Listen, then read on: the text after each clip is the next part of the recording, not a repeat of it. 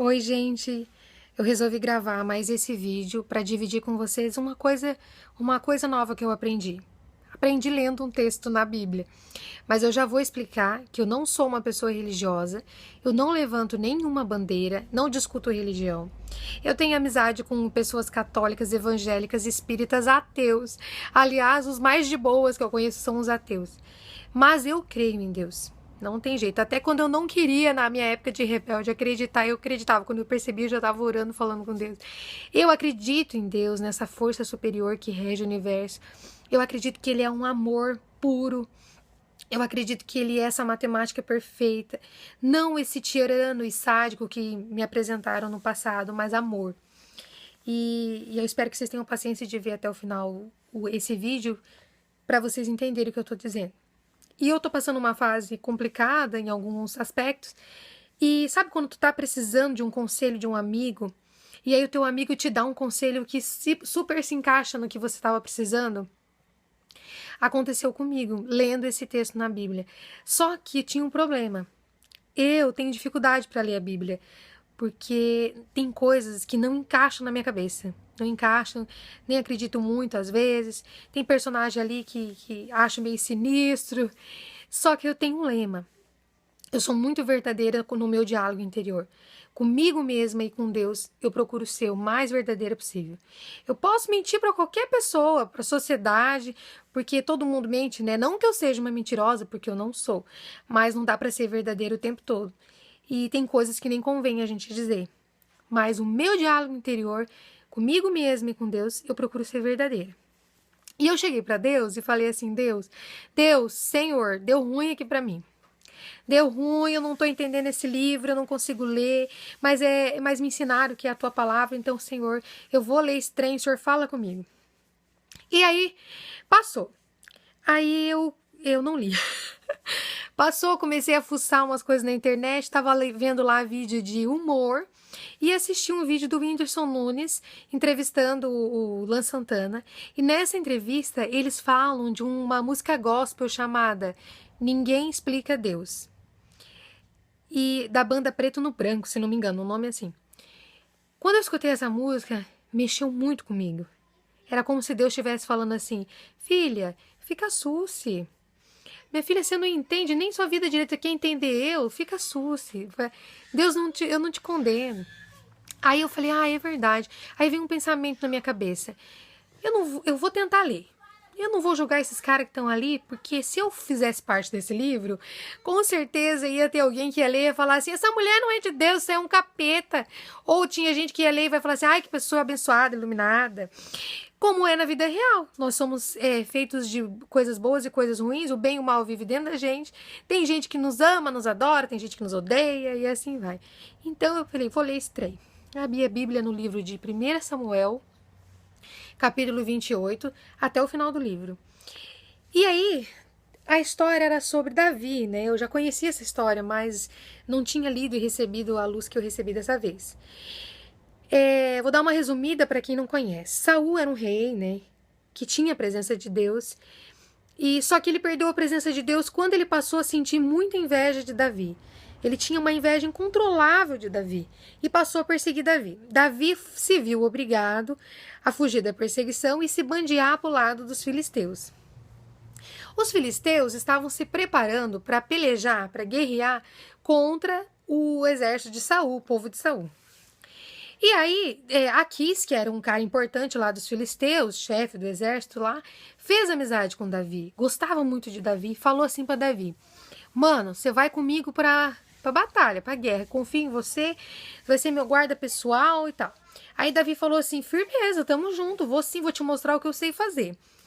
A caminho de lá, os príncipes dos filisteus olharam assim meio atravessado para Davi e chamaram Aquis e falaram assim, mano, você é louco trazer esse cara com você? Isso quem garante para nós que isso não é uma estratégia do povo de Saul? Que ele não vai se virar contra nós? Esse cara não é das bandas de lá? Não, Aquis falou, esse cara é de confiança. Mas para não dar treta, ele deixou quieto, chamou Davi e falou assim, Davi, ó, deu ruim aqui, cara. Os caras estão desconfiando de você, os príncipes aqui. Então é melhor, eu te conheço, eu sei que você é do bem, mas vai em paz, vai lá pra tua casa. Outra hora a gente se fala. Davi ficou desapontado, porque ele estava na melhor das intenções. Vai fazer o quê? Ele foi embora, né?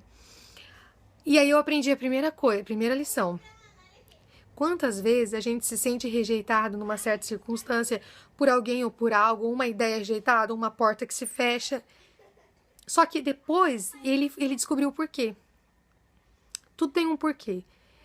Se ele tivesse ido para a batalha, se eles tivessem aceitado a ajuda dele, ia dar muito ruim para ele em seguida. Quando ele chegou na cidade dele, onde ficavam as coisas dele, as mulheres, os filhos dele e do seu exército, 600 homens, os amalequitas tinham passado por lá, tinham saqueado, tinham roubado, tinham avacalhado, levaram até as mulheres dos caras embora, os filhos, as criações, tudo.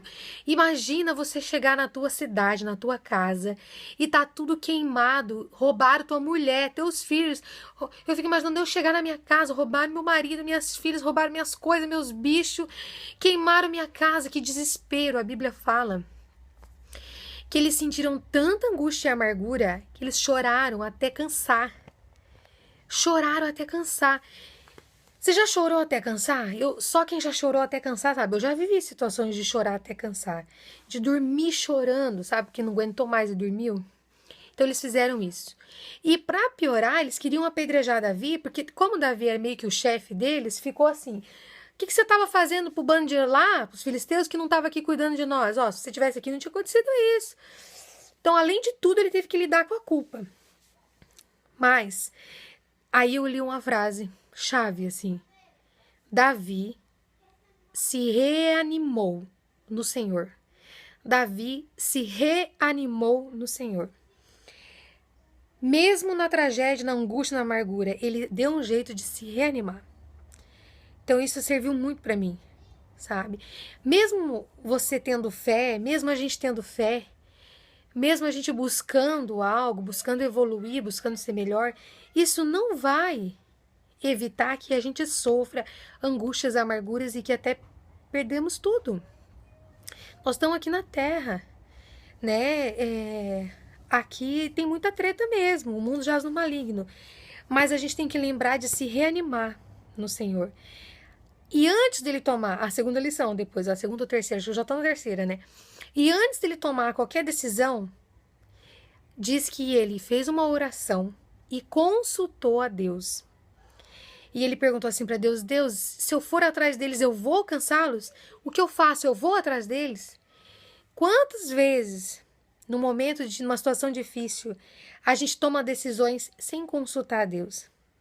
Hoje eu sofro algumas coisas porque muitas vezes eu tomei decisões sem consultar a Deus, sem ter esse diálogo interior. Então, ele consultou a Deus primeiro, antes de se bandear. E aí ele só tomou uma decisão depois de ele ter resposta. Aí Deus respondeu ele e falou assim: vai atrás que dá tempo e você vai vencer e vai resgatar tudo e mais um pouco. Ele foi. No meio do caminho, olha o que aconteceu.